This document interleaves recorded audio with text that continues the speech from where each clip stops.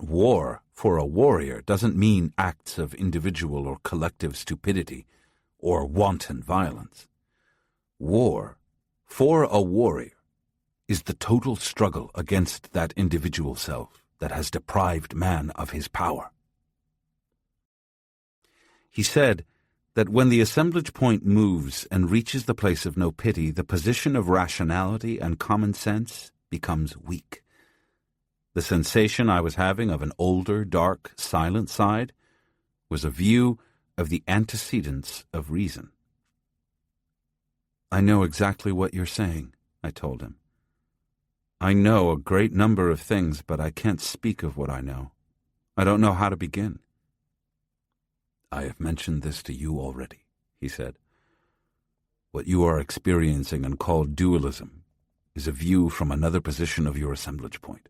From that position, you can feel the older side of man. And what the older side of man knows is called silent knowledge. It's a knowledge that you cannot yet voice." "Why not?" I asked. "Because in order to voice it, it is necessary for you to have and use an inordinate amount of energy," he replied. "You don't at this time have that kind of energy to spare. Silent knowledge is something that all of us have, something that has complete mastery, complete knowledge of everything, but it cannot think. Therefore, it cannot speak of what it knows. Sorcerers believe that when man became aware that he knew and wanted to be conscious of what he knew, he lost sight of what he knew. This silent knowledge which you cannot describe is, of course, intent, the spirit, the abstract. Man's error was to want to know it directly, the way he knew everyday life. The more he wanted, the more ephemeral it became." "But what does that mean in plain words, Don Juan?" I asked. "It means that man gave up silent knowledge for the world of reason," he replied. "The more he clings to the world of reason, the more ephemeral intent becomes." The Nagual Elias assured Don Juan that only a human being who was a paragon of reason could move his assemblage point easily and be a paragon of silent knowledge. He said that only those who were squarely in either position could see the other position clearly, and that had been the way the Age of Reason came to being. The position of reason was clearly seen from the position of silent knowledge. The old Nagual told Don Juan that the one-way bridge from silent knowledge to reason was called concern. That is, the concern that true men of silent knowledge had about the source of what they knew. And the other one-way bridge from reason to silent knowledge was called pure understanding.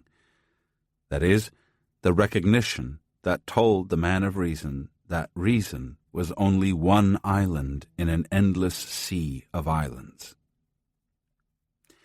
The Nagual added that a human being who had both one-way bridges working was a sorcerer in direct contact with the spirit, the vital force that made both positions possible.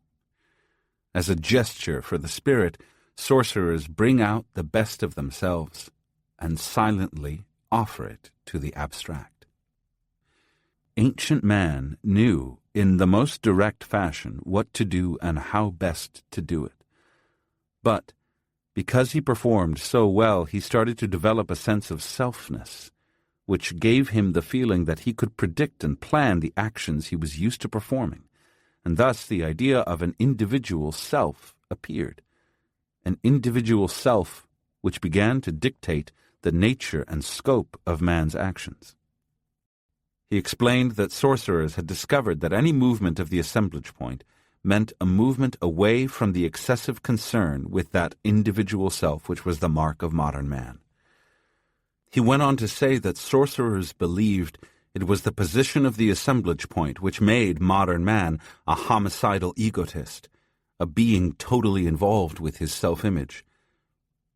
Having lost hope of ever returning to the source of everything, man sought solace in his selfness, and, in doing so, he succeeded in fixing his assemblage point in the exact position to perpetuate his self-image. It was therefore safe to say that any movement of the assemblage point away from its customary position resulted in a movement away from man's self-reflection and its concomitant, self-importance. Don Juan described self-importance as the force generated by man's self-image. He reiterated that it is that force which keeps the assemblage point fixed where it is at present. For this reason, the thrust of the warrior's way is to dethrone self-importance. And everything sorcerers do is toward accomplishing this goal. The idea of the abstract, the spirit, is the only residue that is important. The idea of the personal self has no value whatsoever. You still put yourself and your own feelings first. Every time I've had the chance, I have made you aware of the need to abstract. You have always believed that I meant to think abstractly. No. To abstract means to make yourself available to the spirit by being aware of it. He said that one of the most dramatic things about the human condition was the macabre connection between stupidity and self-reflection. It was stupidity that forced us to discard anything that didn't conform with our self-reflective expectations. He explained that sorcerers had unmasked self-importance and found that it is self-pity masquerading as something else. It doesn't sound possible, but that is what it is, he said. Self-pity is the real enemy and the source of man's misery. Without a degree of pity for himself, man could not afford to be as self-important as he is. However, once the force of self-importance is engaged, it develops its own momentum, and it is this seemingly independent nature of self-importance which gives it its fake sense of worth. Make your assemblage point move toward the place of silent knowledge. Moving the assemblage point is everything, but it means nothing if it's not a sober, controlled movement. So, close the door of self-reflection. Be impeccable, and you'll have the energy to reach the place of silent knowledge.